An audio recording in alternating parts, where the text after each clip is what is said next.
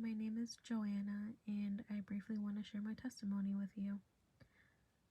So, I was born and raised in a household that rarely, if ever, spoke of God.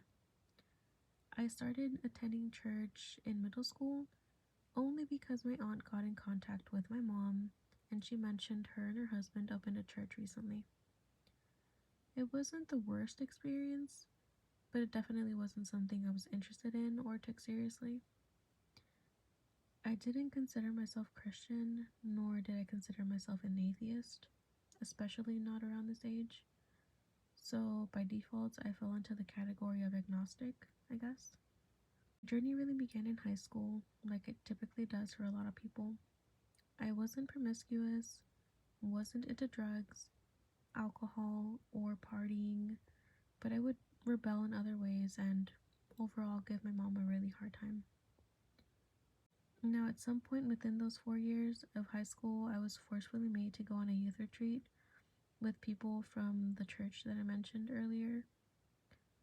And at this point in time, I looked down on Christians, considered them to be brainwashed hypocrites, helpless because they relied on religion to cope with life. Anything negative under the sun, basically. Now, on the final day that I was at this retreat, I decided to take it seriously, and I don't really know why, but I said, hey, I'm here, I might as well take the opportunity to actually try this out. I mean, what was I doing there? I didn't want to be a hypocrite as well. Now, my prayer went something along the lines of, God, if you're really real, if you exist, can you give me a sign? A sign that I can understand, a sign that is personal. I don't want someone to come up to me and say, oh, God has these words for you. God has a plan for you. God wants you to know this, this, and this. I mean, I wasn't going to believe it. So I wanted something that I can experience for myself, something that was evident to me.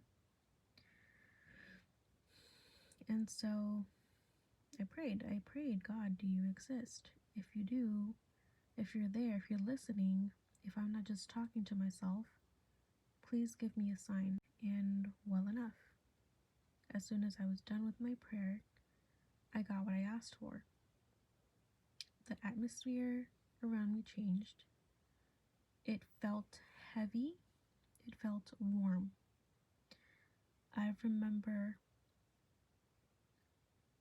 feeling something come over me,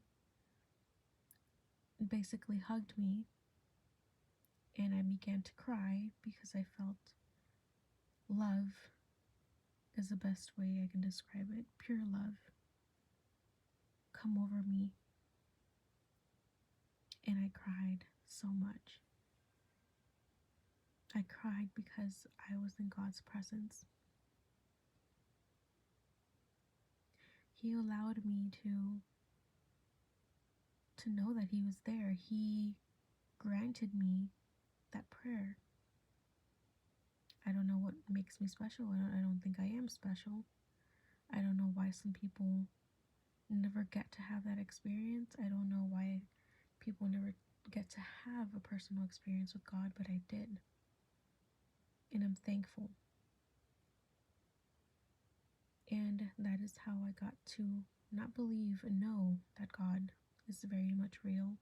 The God of the Bible, the one that you're staring at right now. And I'm sorry that it's in Spanish, but I prefer to read the Bible in Spanish than I do in English. And I wish I could say that my life changed for the better after that, but it did not. I didn't seek God. And I forgot to mention that in my prayer, I did give my life up to God. I said that I would follow God. I would do as God wanted me to do. To pray, to read the Bible, to actively seek Him, to actively change. Take out all the things that were sinful, that were not good. But I didn't. But that's a whole other story for another another day.